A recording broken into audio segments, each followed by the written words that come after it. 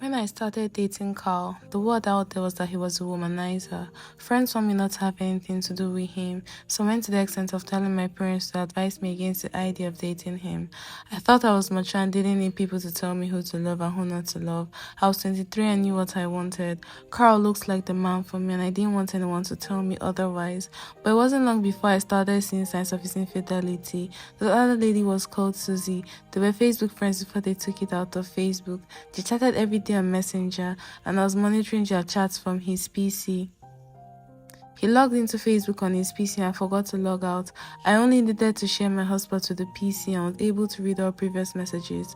You could sense the love between them from the messages they exchanged. I acted swiftly.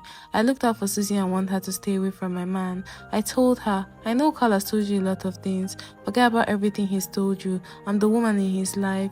If you don't want any trouble, stay away from him. She was traumatized by the warning. Also, I enjoyed the fact that I'd been able to instill fear into her. Carl came attacking me. How could you do something this stupid? What sort of embarrassment is that? The next time you threaten a friend of mine again, you won't have it easy with me. I was calm. I didn't respond to him. I realized he was angry, so replying him could cause a lot more havoc. Later that evening, I told him, if Susie was your friend, I wouldn't have wanted her to stay away from you. I've read your messages and I know you've been lying to her. I wouldn't like her to come between us, so I had to act fast. He was embarrassed when I told him I'd been reading his messages. He tried to explain, but I wasn't ready for his explanation. Susie never appeared in the frame again. There was Bailey and there was Matilda. There was Ella and there was Felicity, all in a span of 1 year. Somehow I found out and chased all of them away. They learned too late that Carl was mine and I wasn't going to give him away on the cheap like that. Halfway through the second year of our relationship, Amina came along. Carl denied on several occasions that he was dating Amina, but I knew in my gut and I knew when he was telling me the truth. Again, I found Amina and wanted her to stay off my man. She asked me, who's your man? I responded, don't pretend you don't know I'm the serious girlfriend of Carl.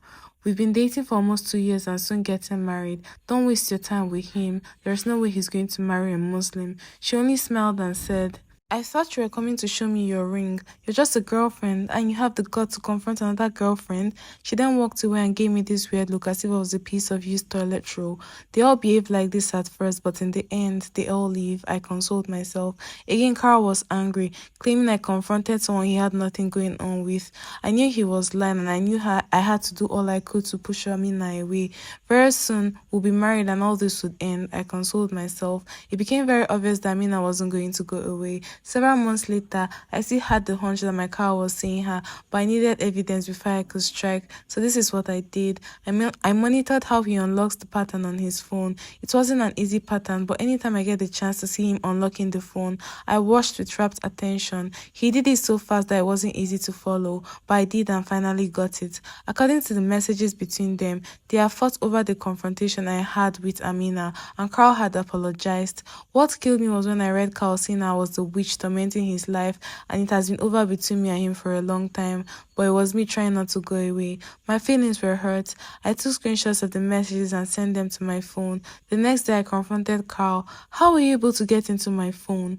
I have all this evidence against you and all you could ask is how I got into your phone. He was quiet. I knew right then that he had nothing to say, so I had to act. I did all I could to meet Amina one-on-one again to give her a piece of my mind. I told her, you stupid fool, you think I'll sit down and watch while you take my...